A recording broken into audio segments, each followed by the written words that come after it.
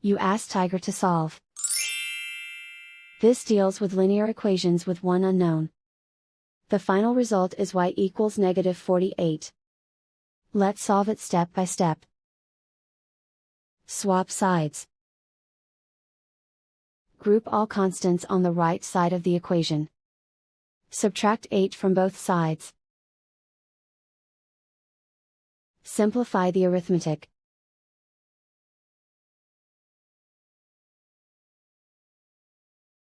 Isolate the y. Multiply both sides by inverse fraction 6/1. Group like terms. Multiply the coefficients. Simplify the fraction. Simplify the arithmetic. And so the final result is y equals -48.